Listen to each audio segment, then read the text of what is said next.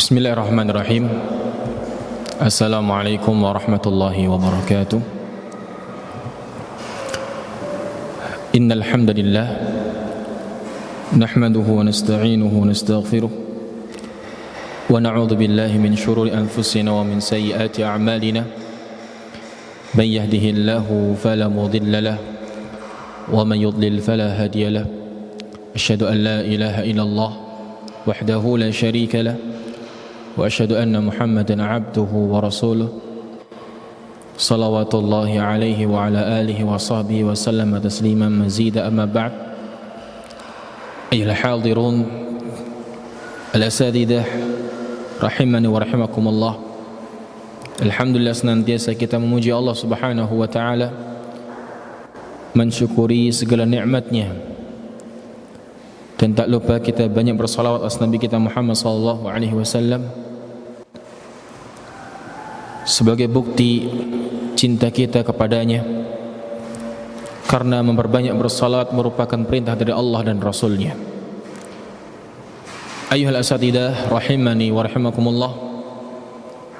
Pada pembahasan kali ini kita membahas tentang seputar mauqiful ulama min at-tauhid, sikap para ahli ilmu dari tauhid, dari mengesahkan Allah Subhanahu wa taala.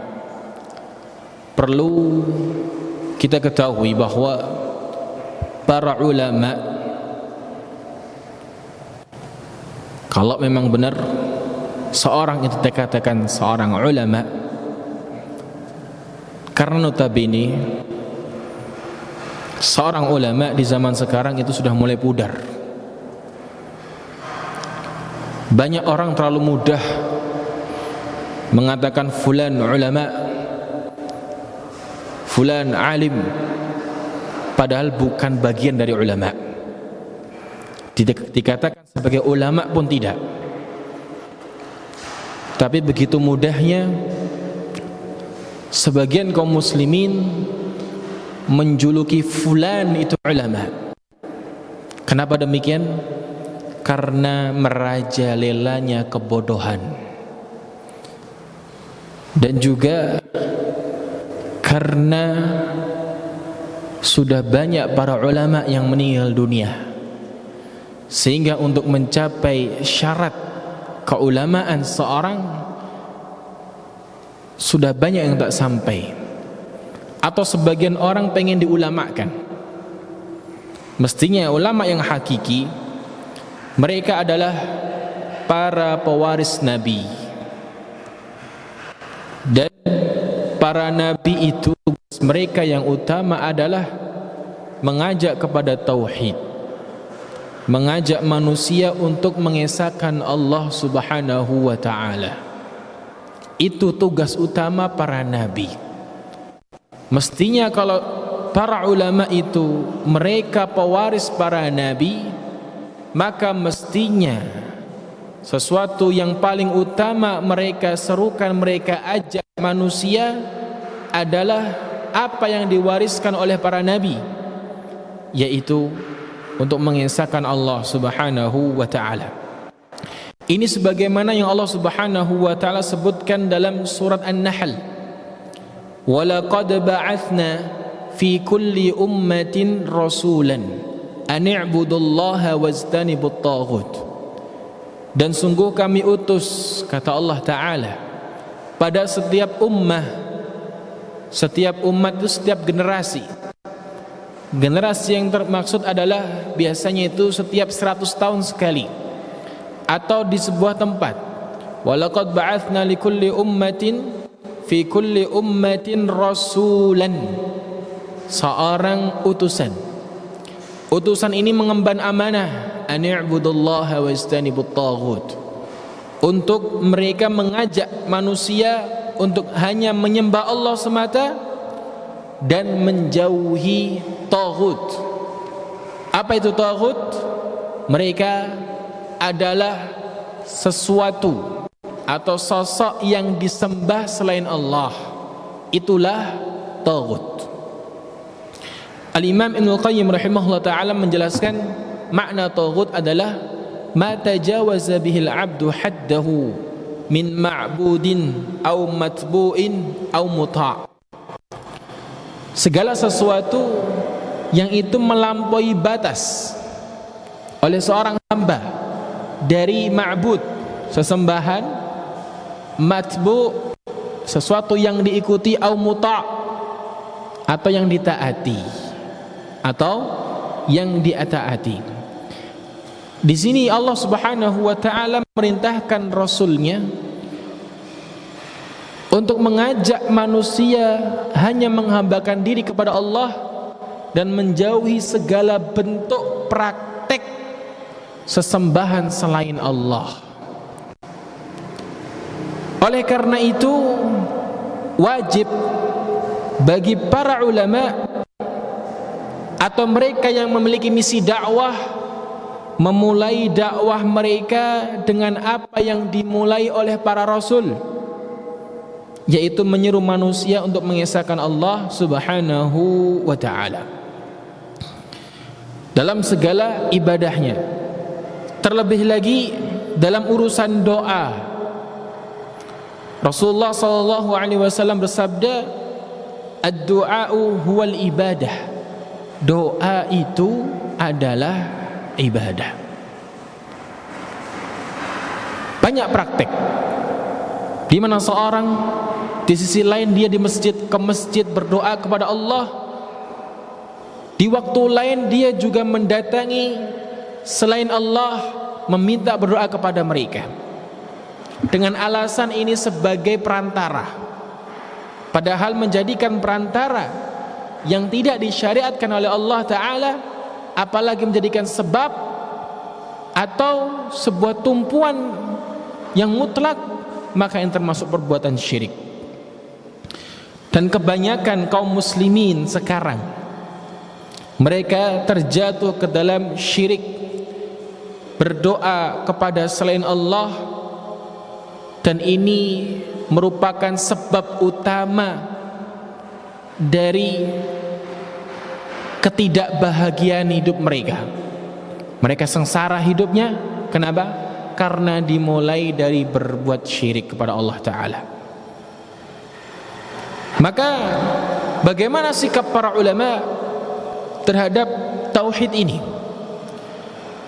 Ada beberapa macam tipe ulama, tipe ahli ilmu tentang masalah tauhid. Tipe yang pertama, fahimut tauhid wa ahammiyatahu wa anwa'ah.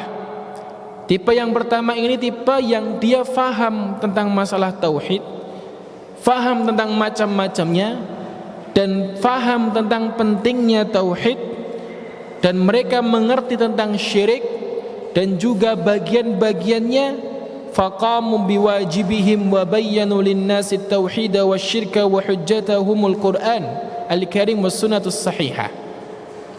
Sehingga mereka menegakkan dakwah dimulai dengan tauhid, mengajak manusia untuk mengesahkan Allah Ta'ala. Hujjah mereka adalah Al-Quran dan hadis Nabi SAW yang sahih. Dan ulama yang seperti ini, mereka para ulama yang tidak pernah ngerti takut kepada manusia, mereka yang tidak pernah ngerti takut akan nasib mereka akan datang. Mereka nggak peduli. Yang mereka pedulikan adalah bagaimana caranya menegakkan tauhid di bumi Allah Subhanahu wa taala. Dan tipe ulama yang seperti ini mesti banyak gangguan dan banyak musuhnya. Banyak musuhnya. Dari kalangan orang-orang kafir jelas, kalangan orang-orang mulhid, orang-orang ateis sudah jelas, dari kalangan orang-orang liberal terlebih lagi, karena mereka pengen bebas, nggak mau diikat dengan syariat. Ketika ditegakkan tauhid, mereka mulai gusar. Dari kalangan ahli bidah, orang-orang hizbi, orang-orang yang mengajak kepada kelompok, mereka juga gusar. Mereka memusuhi para ulama yang seperti ini. Dan para ulama yang seperti ini itu mendapati gangguan sebagaimana dulu para nabi juga mendapatkan gangguan, dari celaan, dari didustakan, dari diperangi. Sekalipun seperti itu, fasabaru, mereka sabar, tetap sabar. Mereka hanya yakin kepada Allah Ta'ala. Dakwah mereka ikhlas. Mereka nggak peduli mau dimusuhi mau bagaimana, sabar. Dan mereka tidak kembali ke belakang sebagaimana mungkin sebagian dari kita sedikit mendapatkan gangguan mundur, melempem mentalnya. Ya, para ulama tauhid mereka tidak seperti itu. Mereka memiliki mental baja. Oleh karena itu, semakin seorang itu mempelajari tauhid dan menerapkan tauhid, semakin tumbuh keberanian mereka, syaja'ah mereka. Beda mereka orang-orang yang kering atau jauh dari tauhid. Rasa takut menghantui mereka.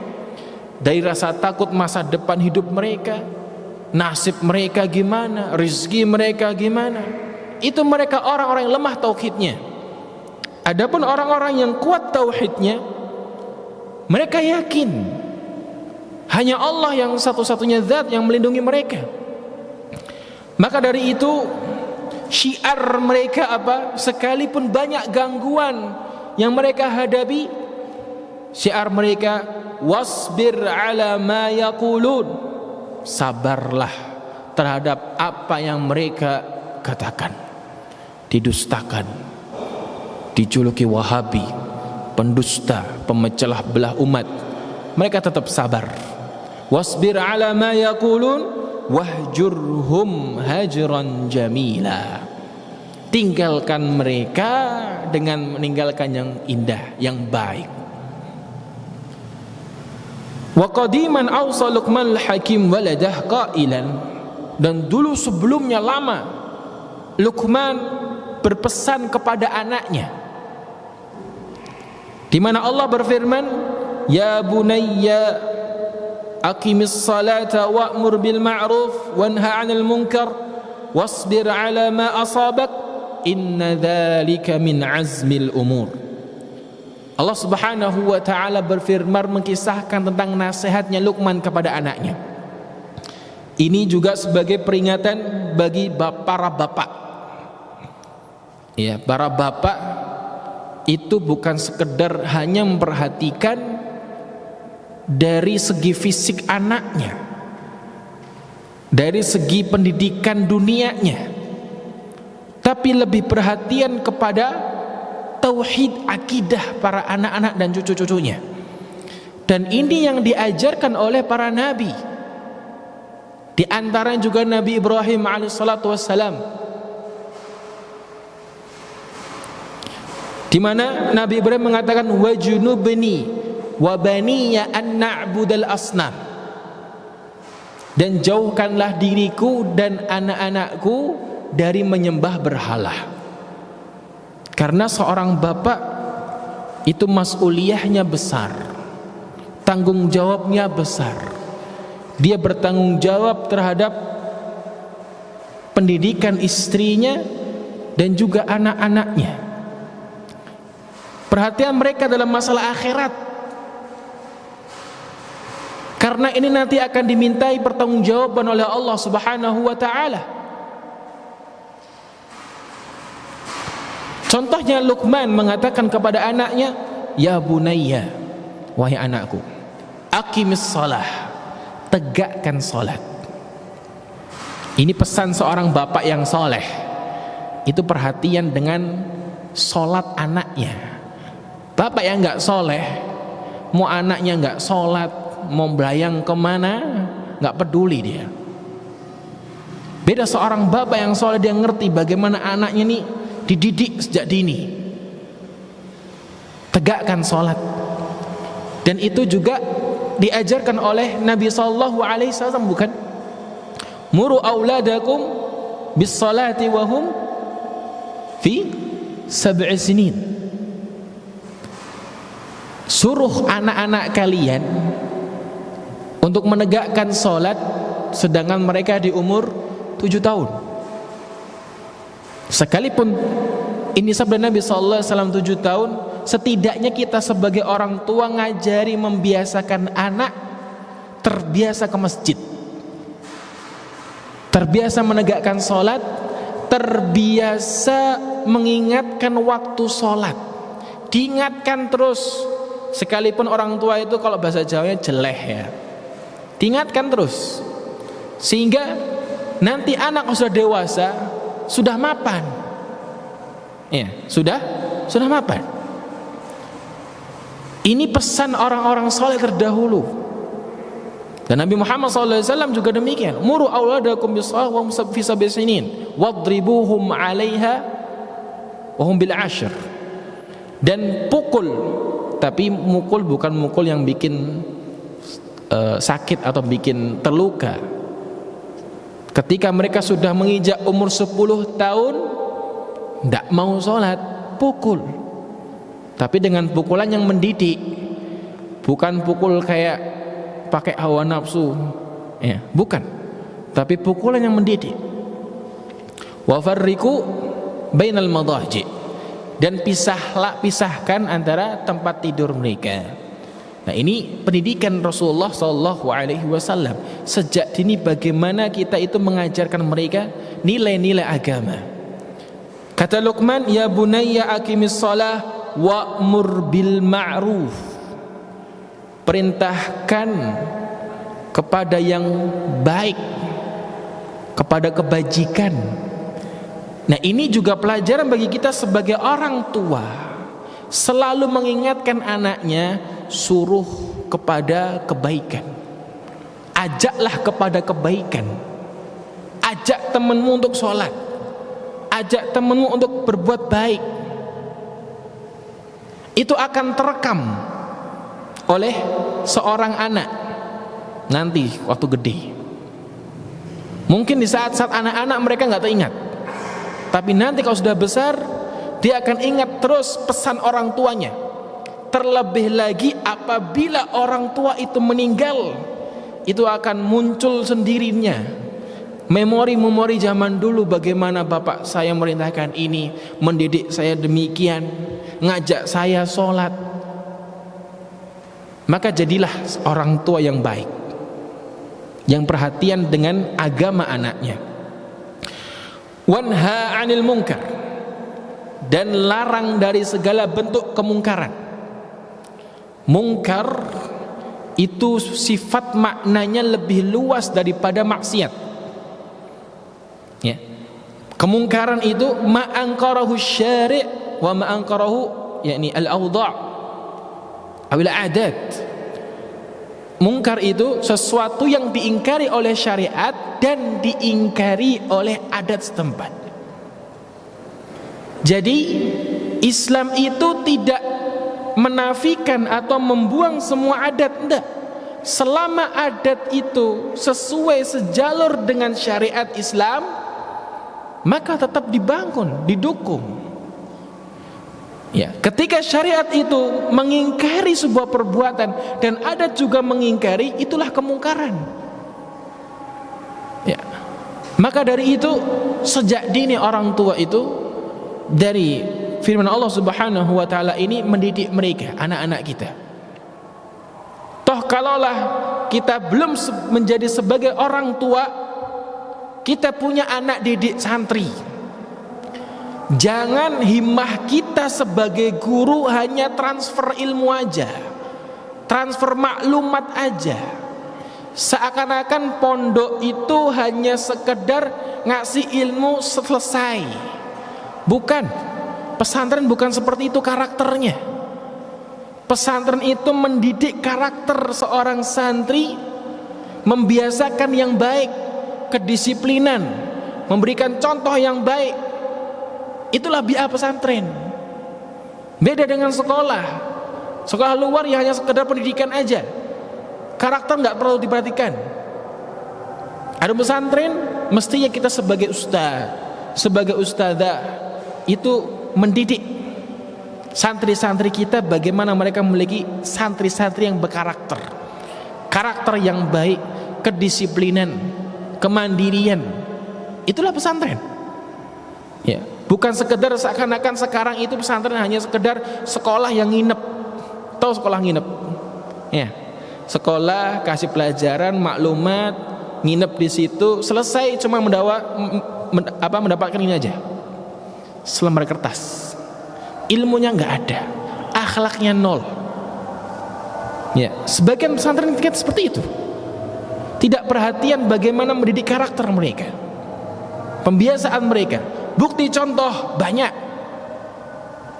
Ya, ketika di liburan sekolah, bagaimana santri-santri kita?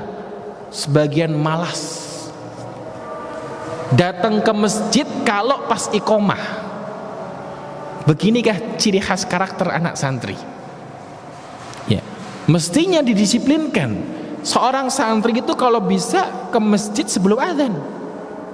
Minimalnya azan langsung berangkat ke masjid. Dan ini banyak yang dikeluhkan oleh para orang tua. Bagi mereka libur sekolah ya libur ibadah. Ya. Di rumah terus, main game terus.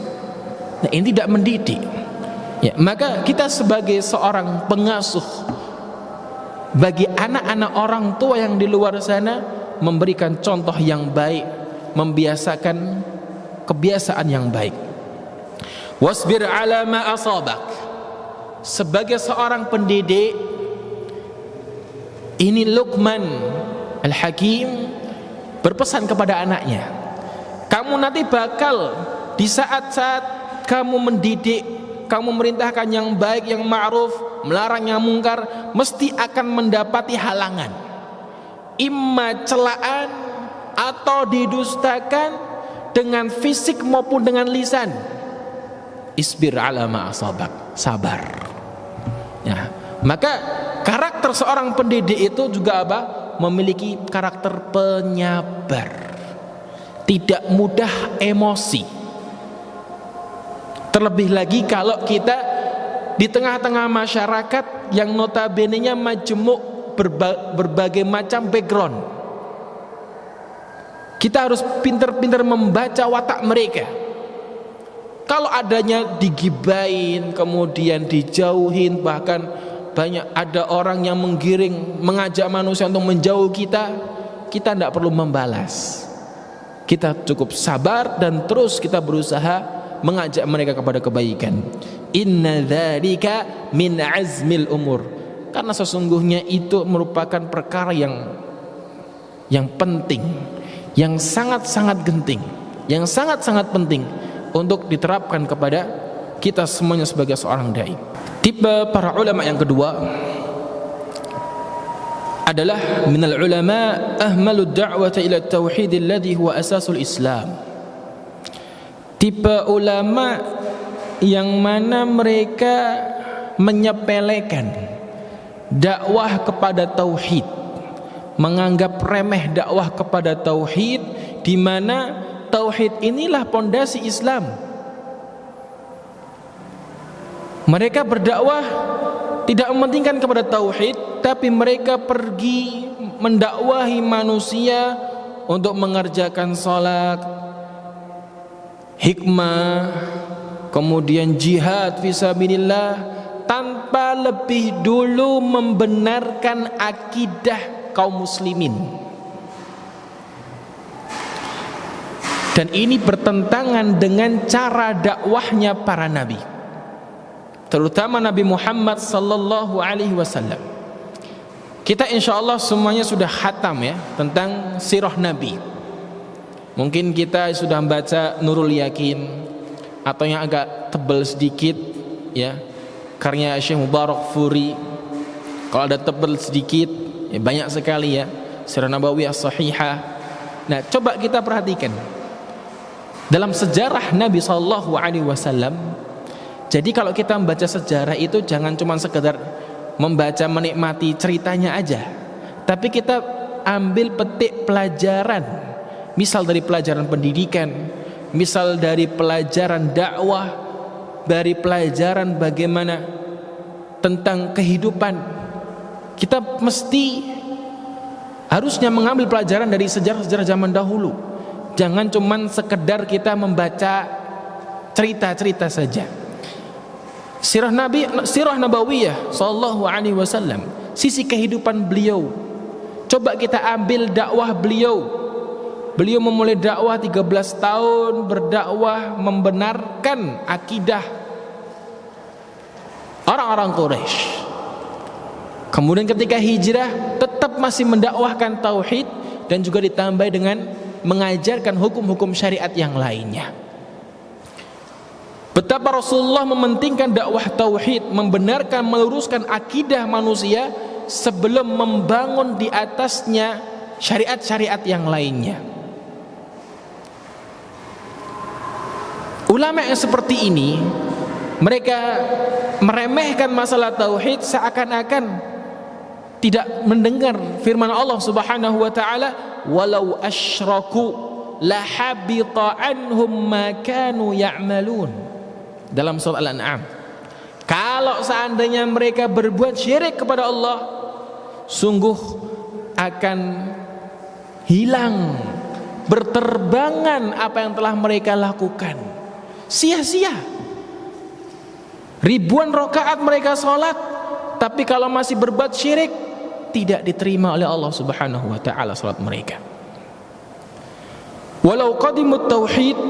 Nah, tipe ulama yang seperti ini, kalau seandainya mereka mengedepankan tauhid sebelum yang lainnya, kama fa'atir rusul lanajahat da'watuhum, sungguh akan sukses dakwah mereka dan Allah pasti membela mereka sebagaimana para rasul dan para nabi dibela oleh Allah Ta'ala. Allah Subhanahu wa ta'ala berfirman dalam surat An-Nur, wa'adallahu alladhina amanu minkum wa amilus salihat. Allah berjanji, Allah menjanjikan orang-orang yang beriman di antara kalian dan mereka yang beramal saleh, la yastakhlifannahum fil ard, Allah akan ganti mereka di bumi ini kama stakhlafal ladzina min qablihim, sebagaimana umat sebelum mereka digantikan. Wala yumakkinanna lahum dinahum, afan la yastakhlifannahum, mereka akan dijadikan khalifah, pemuka di muka bumi ini sebagaimana umat-umat generasi sebelum mereka dijadikan pemuka di muka bumi ini. Wal yumakkinanna lahum dinahum alladzi irtada lahum, dan Allah jadikan mereka itu betah, maksudnya tertancap kuat bagi mereka agama mereka yang Allah ridhoi bagi mereka. Wal yubaddilannahum min ba'di khaufihim amna, Allah akan ganti rasa takut mereka sebelumnya menjadi rasa aman.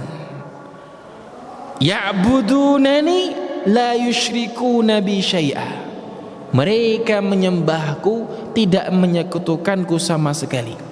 Wa man kafara ba'da dzalik, siapa yang kufur setelah itu, fa ulaika humul fasiqun, maka mereka orang-orang fasik.